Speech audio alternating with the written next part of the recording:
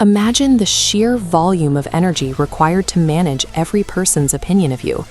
You might find yourself tailoring your words to avoid offending a coworker, or adjusting your posture to impress a total stranger.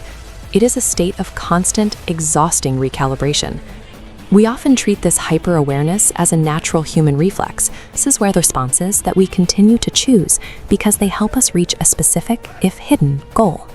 From this perspective, feeling paralyzed by the judgment of others serves an interpersonal purpose.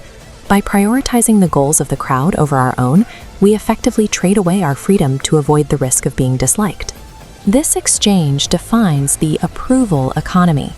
To earn a positive judgment, you must force your own choices and behaviors into a shape that matches someone else's rigid yardstick. Your worth becomes entirely dependent on their internal definitions. The math of this strategy guarantees a collapse. You aren't answering to a single judge, but a world of people with conflicting expectations.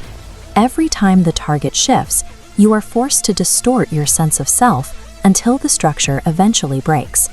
When the game becomes impossible to win, the brain often creates a secondary strategy.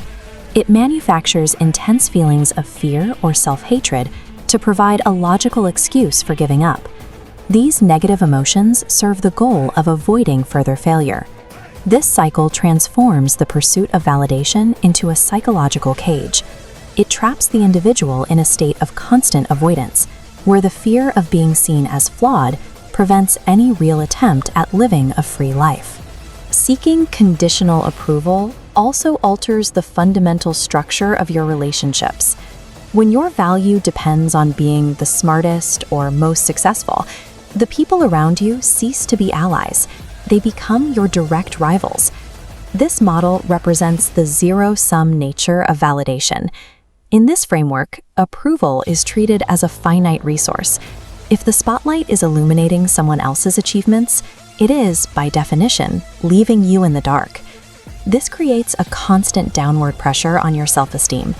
As a peer succeeds, they raise the collective expectations, which mathematically diminishes your relative value. Their gain feels like your direct loss. This structural competition leads to a painful psychological outcome.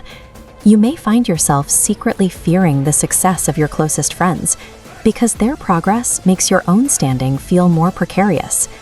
Healthy, supportive connections cannot survive in this environment.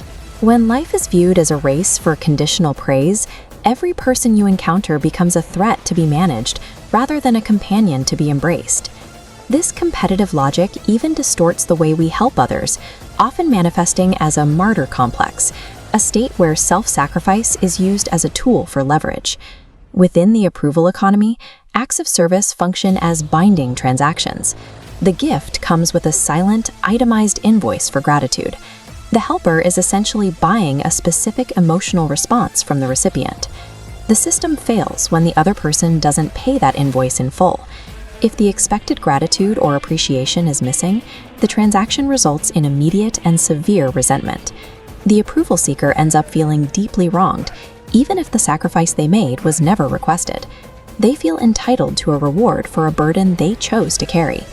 This type of self-sacrifice is a form of manipulation. It creates a dynamic where relationships are fueled by emotional debt and obligation, rather than genuine, unburdened care. Adler's solution requires a shift into what we can call a contribution economy. In this framework, the goal moves away from receiving a judgment of good and toward the simple internal awareness of being useful. This diagram illustrates a self-sustaining source of value. When you help others strictly for your own fulfillment, you generate your own power. By deriving joy from contribution itself, the need for transactional gratitude disappears. The connection remains strong without depending on external approval. This self-motivated contribution is the only way to break the zero-sum game.